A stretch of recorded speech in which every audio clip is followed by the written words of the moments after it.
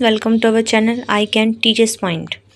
मैं सिर्फ निशा एंड आज हम पढ़ने वाले हैं how children learn and think why children fail to achieve success in school performance. ये आपकी जो सीटेट का सिलेबस है उसका ही एक इम्पॉर्टेंट टॉपिक है। इससे पहले वाले जितने भी टॉपिक हैं हम ऑलरेडी अपने बहुत सारे वीडियो में कर चुके हैं। आज हम नेक्स्ट टॉपिक के बारे में पढ़ेंगे कि बच्चा किस तरीके से लर्न करता है, किस तरीके से सोचता है और क्यों बच्चे जो है स्कूल में सक्सेस अचीव करने में फेल हो जाते हैं। तो फ्रेंड्स आज हम इसके बारे में डिटेल में पढ़ेंगे क्योंकि ये one of the most important topic है। जैसे इसका नाम ही है कि how children learn and think. इसमें जो है काफ़ी सारी थ्योरीज कवर होती है। इसमें बच्चे की डेवलपमेंट के बारे में बात की जा रही है, cognitive, mental development, social development and why children fail to achieve success in school performance. इसमें कौन कौन से रीज़न है कि बच्चा जो है स्कूल में सक्सेस हासिल नहीं कर पाता है, स्कूल के परफॉर्मेंस में अच्छा परफॉर्म नहीं कर पाता है। So let's begin. फ्रेंड्स, जो की एरिया है under children learning and think, यानी कि कौन कौन से की एरिया, किस तरीके से बच्चा सीखता है, किस तरीके से बच्चा सोचता है आपकी जो सीटेड सिलेबस के अंदर। तो उसमें क्या बताया गया है, first understanding child development and learning, यानी कि हमें ये जानने के लिए कि बच्चा जो है किस तरीके से लर्न करता है, सीखता है, हमें सबसे पहले बच्चे के डेवलपमेंट को समझना होगा। Understanding child development and learning, कि बच्चा का जो डेवलपमेंट है वो किस तरीके से हो रहा है और बच्चे की जो लर्निंग है, बच्चा किस तरीके से सीख रहा है। सबसे पहले हमें ये चीज़ पता होनी चाहिए।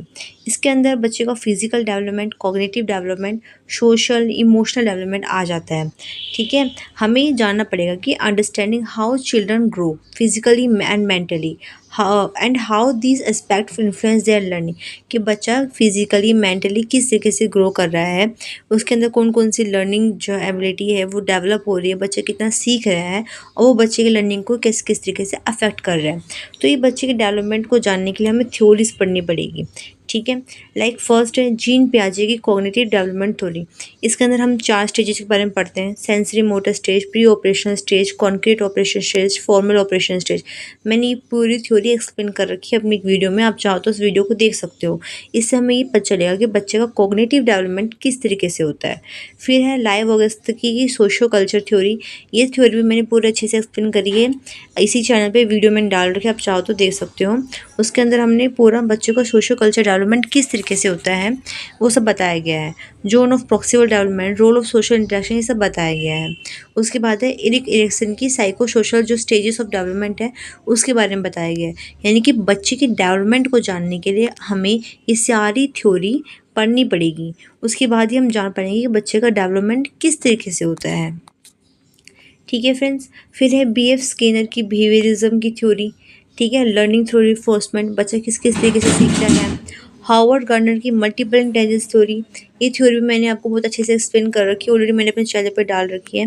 तो मैं ये कहना चाहती हूँ कि ये जो सारी थ्योरीज़ है, जब आप इन सारी थ्योरीज़ को पढ़ लोगे तभी आपको समझ में आएगा कि बच्चे का डेवलपमेंट किस तरीके से होता है और बच्चा किस तरीके से लर्न करता है।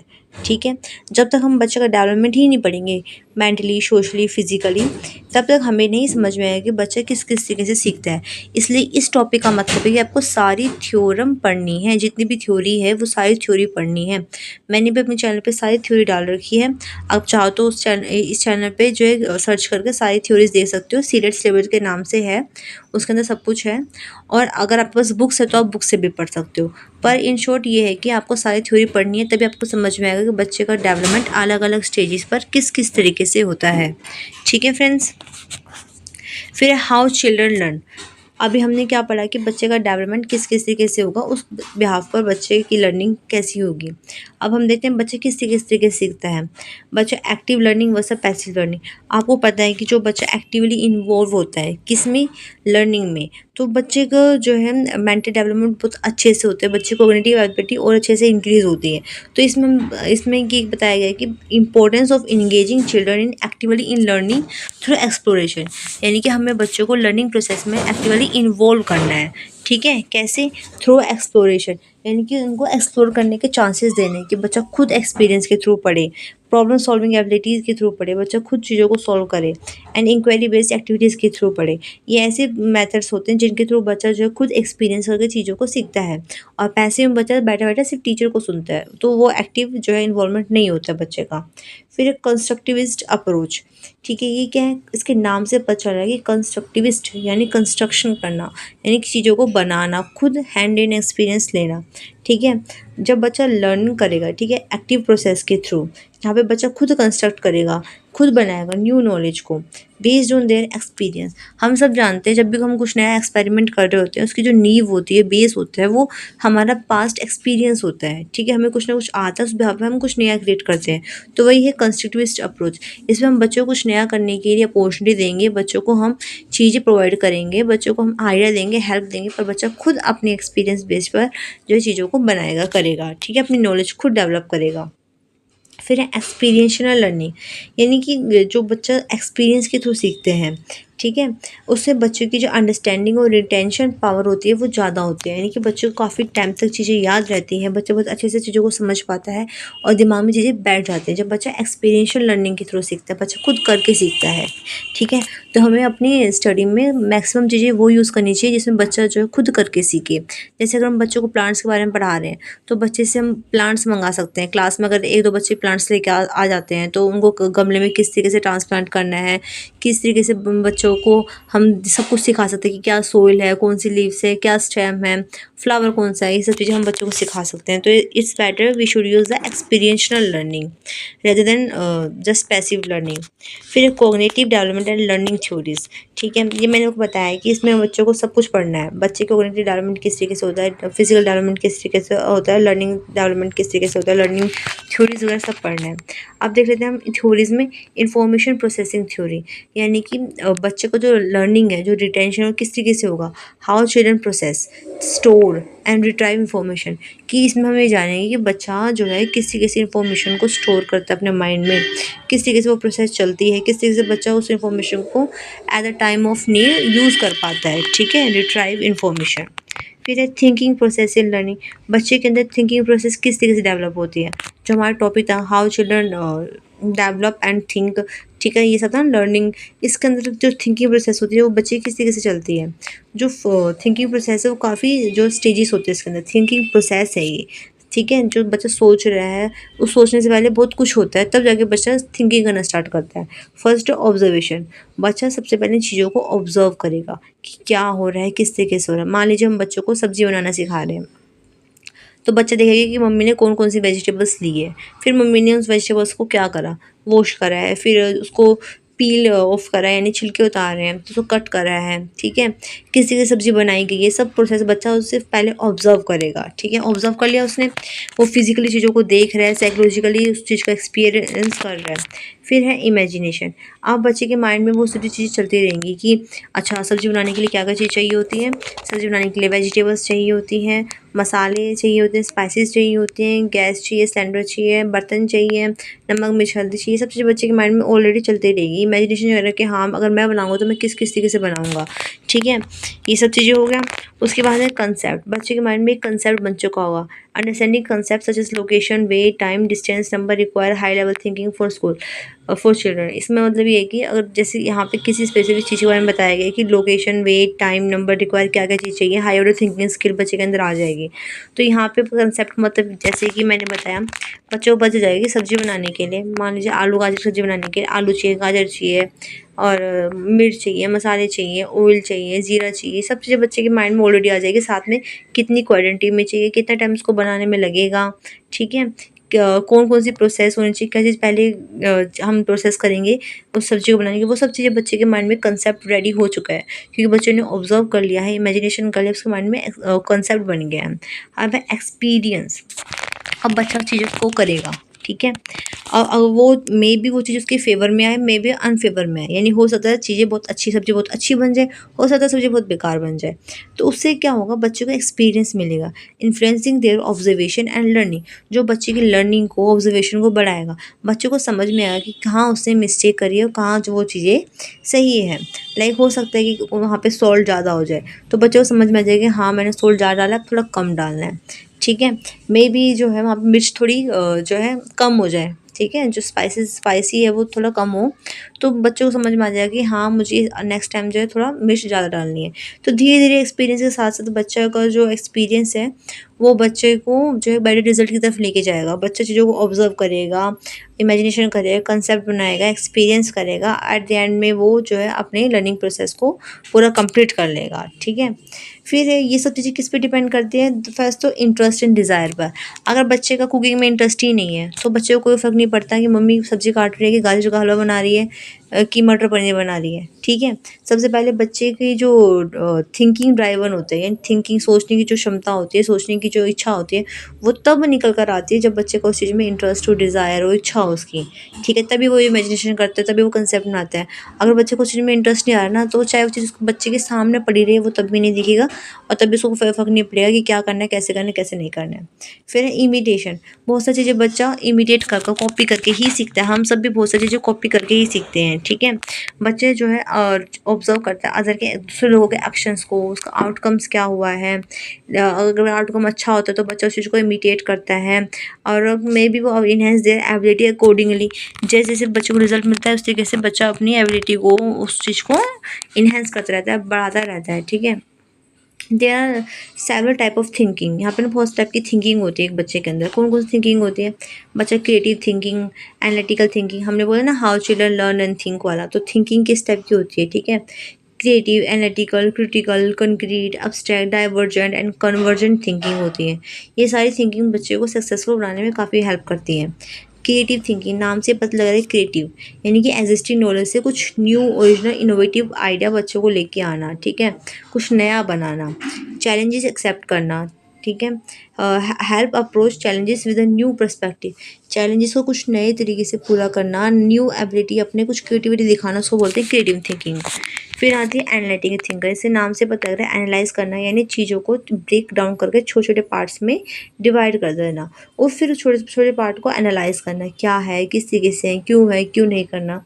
इस तरीके से जो है हम इसके अंदर बच्चों को प्रॉब्लम सॉल्विंग एबिलिटी सिखाते हैं, बच्चों को डिसीजन मेकिंग एबिलिटी सिखाते हैं, ठीक है। तो ये सब चीज़ें जो है एनालिटिकल थिंकिंग के अंदर आ जाती है। ना कि हमने कोई चीज़ बता दी है, बच्चा उस चीज़ को एज इट इज़ एक्सेप्ट करता है, नहीं, बच्चा उस चीज़ को एनालाइज करता है, क्यों, कब, कैसे, किस लिए, किस तरीके से, ये सब चीज़ें। फिर है क्रिटिकल थिंकिंग।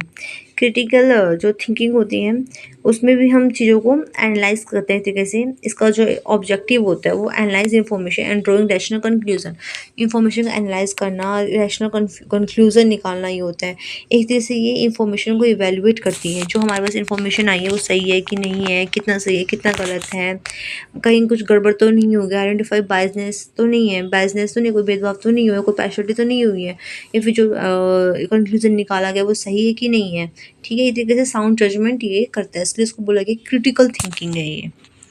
फिर है कन्वर्जेंट थिंकिंग, इसमें हम क्या करते हैं, इसमें हम सिंगल वेल स्टैब्लिश आइडिया या फिर आंसर ढूंढने की कोशिश करते हैं। कन्वर्जेंट का मतलब है कि एक तरफ, एक स्टैब्लिश वन, एक सिंगल आंसर ढूंढने की हम कोशिश करते हैं, ठीक है।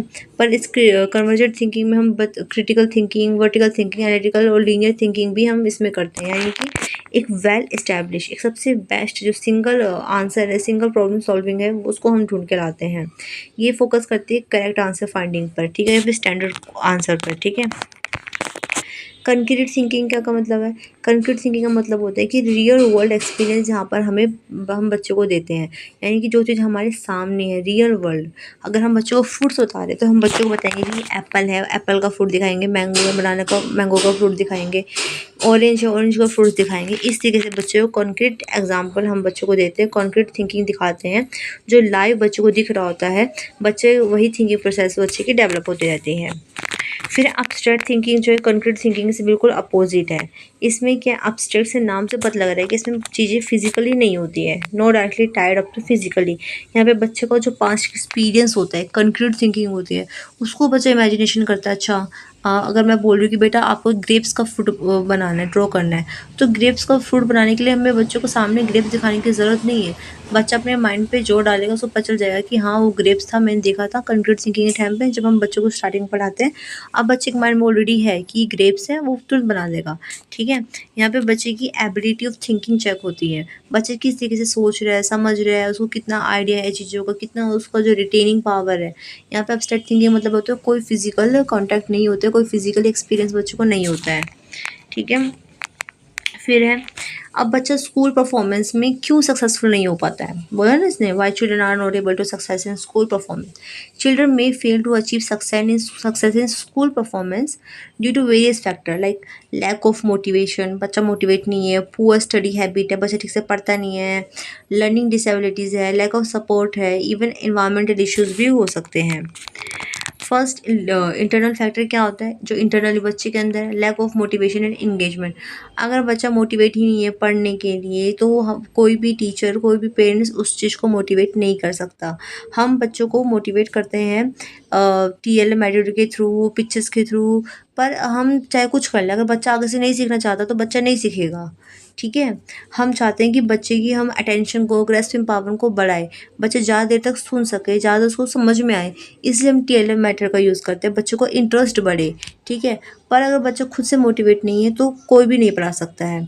फिर पुअर स्टडी हैबिट, अगर बच्चे की जो स्टडी हैबिट अच्छी नहीं है, लाइक जो है उसको अंदर टाइम मैनेजमेंट नहीं है, टाइम किस तरीके से करना है, वो मोटिवेट नहीं है, उसको वर्क वर्क नहीं करना है, और नोट टेकिंग स्किल्स पे उसकी अच्छी नहीं है, यानी कि जो टीचर्स करवा रहा है वो नहीं दिख पाता है, नहीं कर पाता है, नहीं समझ पाता है, तो उसको रिवाइज़ नहीं कर रहा है, तो इससे बच्चे की जो है परफॉर्मेंस पुअर ही होगी। लर्निंग डिसेबिलिटी, हम सब जानते हैं कि बहुत सारी डिसेबिलिटी ऐसी है जिसको जिसका नाम है डिस्ग्राफिया, डिसकैल्कुलिया कैल्कुलिया। ठीक है, पर कुछ डिसेबिलिटी ऐसी होती है जिसका कोई नाम ही नहीं होता है पर वो होती है, जैसे कि अनडायग्नोज्ड और अनएड्रेस लर्निंग डिफरेंसेस। ठीक है, बच्चे की लर्निंग में बैरियर हो सकते हैं। मान लो कोई बच्चा जो है स्लो लर्नर है, ठीक है, आईक्यू उसका जो है ज़्यादा एवरेज नहीं है, एवरेज थोड़ा सा कम है, इसका मतलब कि उसके अंदर भी डिसेबिलिटी तो है, एक तरह से वो जो है स्लो लर्नर है, वो चाहकर भी बहुत बेस्ट नहीं कर पा रहा है। ठीक है, या फिर बच्चे के अंदर कुछ ऐसी डिसेबिलिटी है कि उसका अटेंशन पावर जो है बहुत कम है, थोड़ी देर पढ़ते ही वो बोर हो जाता है, आगे बढ़ जाता है, वो एक जगह ठीक से नहीं बैठ पाता है। तो ये सब चीज़ें होती हैं जो अनडायग्नोज्ड और अनएड्रेस्ड है। इमोशनल मेंटल हेल्थ इशू हो सकते हैं, अगर बच्चा इमोशनली मेंटली वीक है, इमोशनली वो सही अच्छा फील नहीं कर रहा है, वो तो परेशान है, तो भी वो चीज़ें नहीं सीख पाता।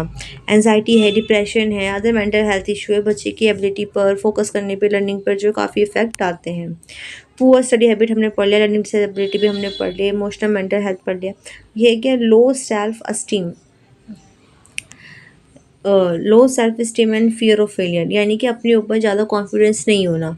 अगर हमें बच्चों को अपने ऊपर ज़्यादा कॉन्फिडेंस ही नहीं रहेगा कि हाँ मैं कर सकता हूँ, yes I can learn, I can do this, तो बच्चा जो है खुद ब खुद पीछे होता जाएगा, पिछड़ता जाएगा। ठीक है, और फियर ऑफ फेलियर, यानी कि उसके अंदर सक्सेस होने की जज्बे ज़्यादा, हारने का डर है, तो ये बिल्कुल गलत है, बच्चे के माइंड से निकाल देना चाहिए सक्सेस और failure is a part of life.